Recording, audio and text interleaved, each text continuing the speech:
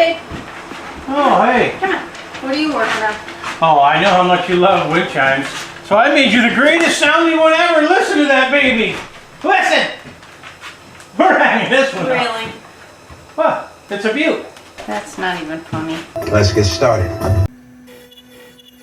Now this wind chime was made for the men out there. The guys who have a wife who likes all of these noisy things hanging from the porch when we're trying to walk in and out of the house, listening to these things clanging and banging and don't like to hear it. So this is the most silent wind chime you will ever hear.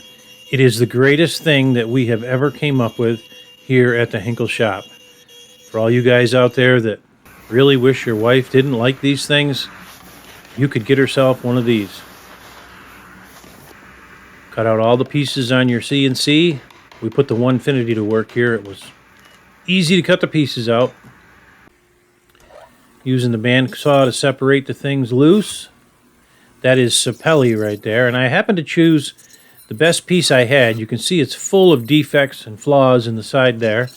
So we had to employ some CA glue to try and stabilize that wood. And you'll see that as we go along.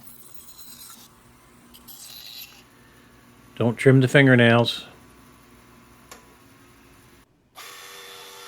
We round every side, every edge with a 1/8 inch round over.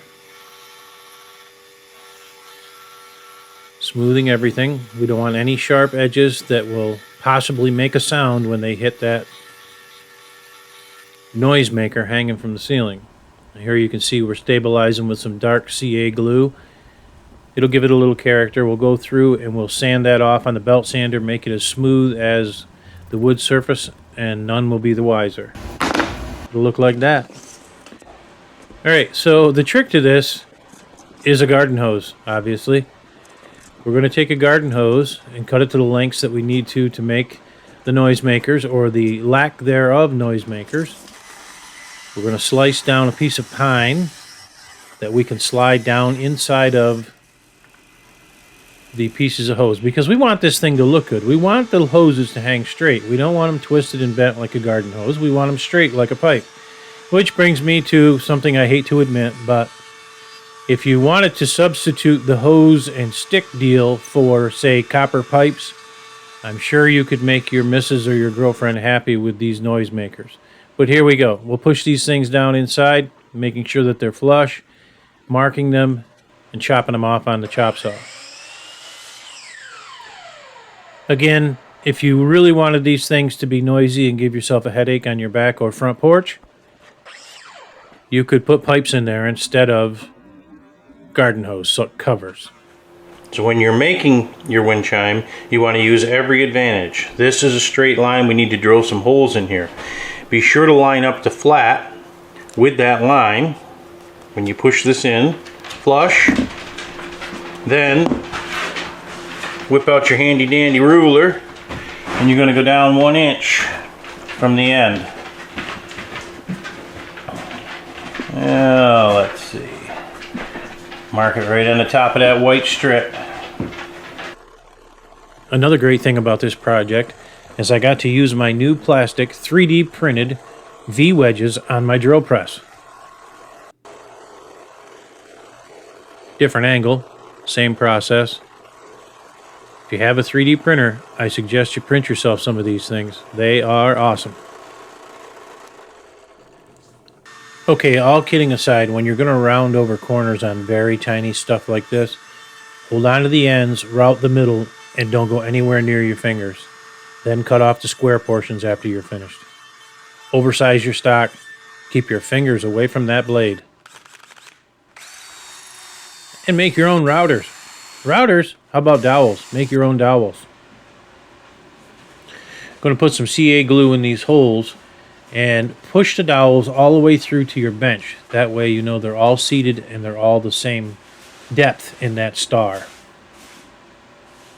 Give them a little spray of activator and they ain't going anywhere. Okay, I don't know if you're going to be able to hear me over that fan running over there, the air conditioning. This is a highly technical step. Start the star on the top loose. Get all your dowels in line. Then take a 1, 2, 3 block and slide him in here like this.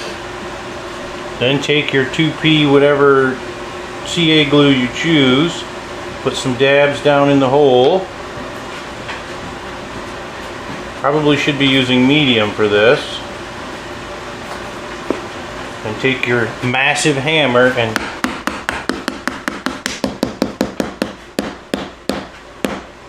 that way everything is flat and the same and it's on there. Oh no, I glued my block. No. Another very important tip when making this thing. Always drill this hole before you glue this on here. As you can see, haven't done that to show you the wrong way to do it. Drill your hole, then put this on here. I've also just realized one other very important point. Drill the holes in here as well, so you have something to hang your banger clangers off of.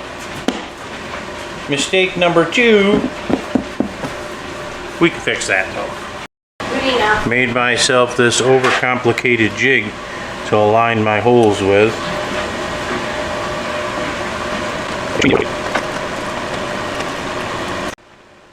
Next step is threading this thing all up. You're going to use one continuous string. You'll go down through one of the holes in the star, through the pipe, back up the adjacent hole, back down through the next clanger banger, and keep going until you get all the way around to the other side, then knot it off on itself. The reason we do this is so that we can adjust the height of the clanger bangers up and down. And I don't know if clanger banger is the right word for them, but that's what I'm going to call them, the clanger bangers. Then you'll use a heavier, well, I'm using paracord to go through the center to actually hang the thing with and hang the, I guess we'll call it the gong off the bottom there. You can see it.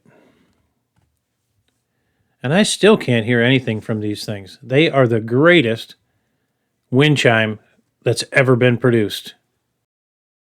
Thanks for watching, and we'll catch you on the next one.